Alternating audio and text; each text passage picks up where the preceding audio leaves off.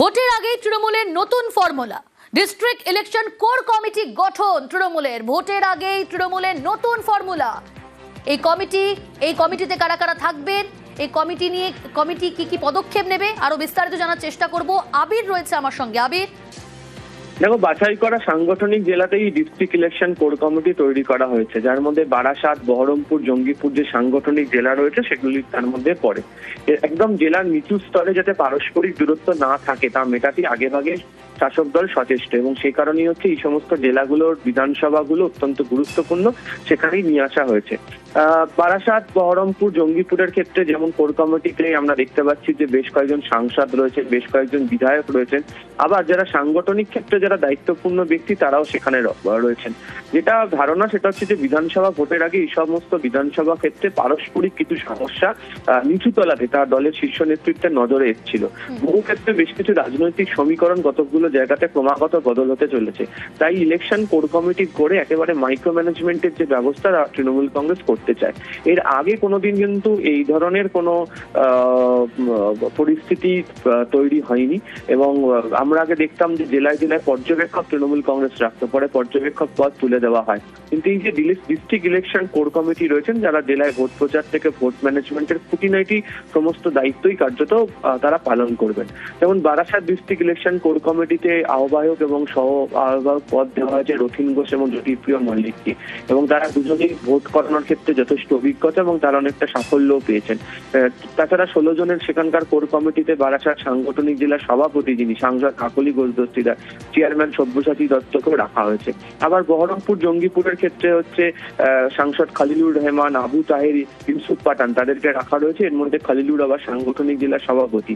এছাড়া হচ্ছে ওই জেলাতে ইমানি বিশ্বাস, কানাই চন্দ্র মন্ডল, শেখ নিয়ামত, সৌমিক হোসেন, রবিউল চৌধুরী, নজরুল ইসলাম ওরফে টাইগার, এদের মতো যারা নেতারা সাংগঠনিক ক্ষেত্রে দায়িত্বপূর্ণ তাদেরকেও রাখা হয়েছে।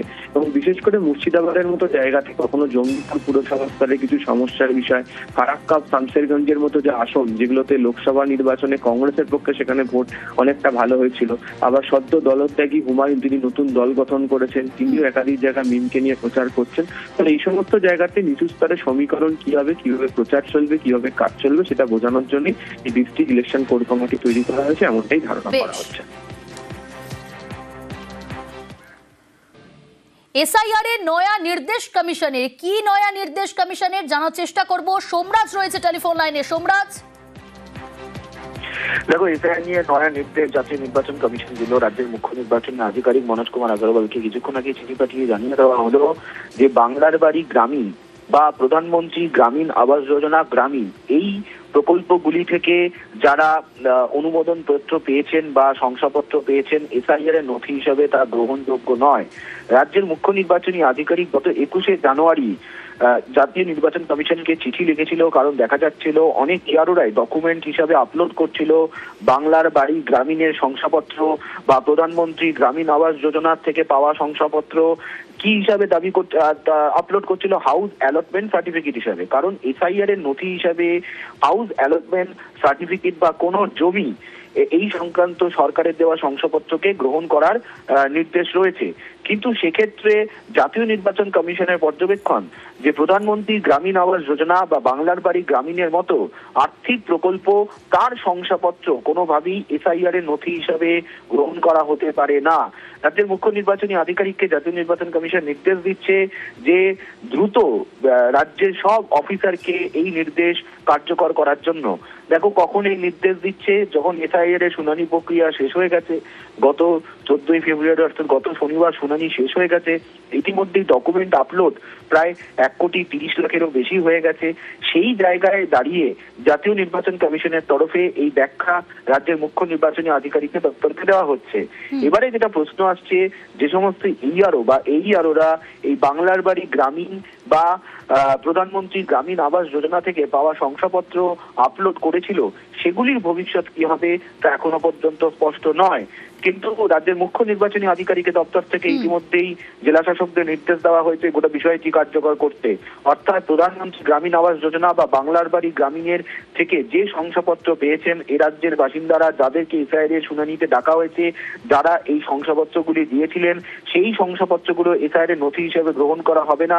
জাতীয় নির্বাচন কমিশন তা স্পষ্ট করে জানিয়ে দিল রাজ্যের মুখ্য নির্বাচনী আধিকারিক। বেশ,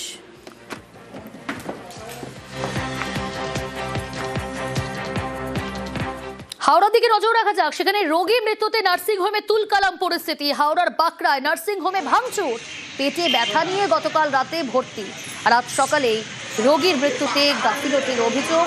নার্সিংহোমে তুলকালাম, ভাঙচুর করল পরিবার পরিজন।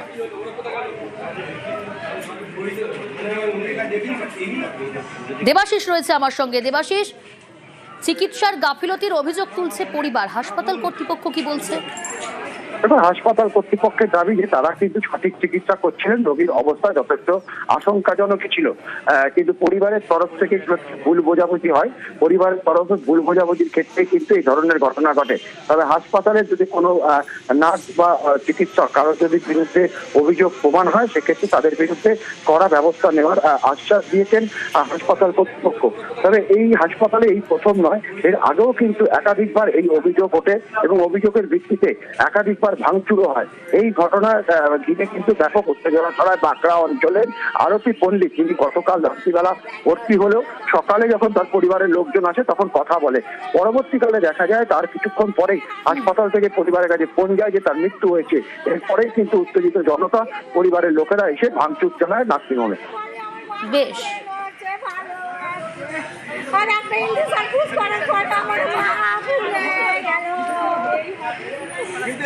বন্ধ হওয়া চাই, বন্ধ হওয়া চাই।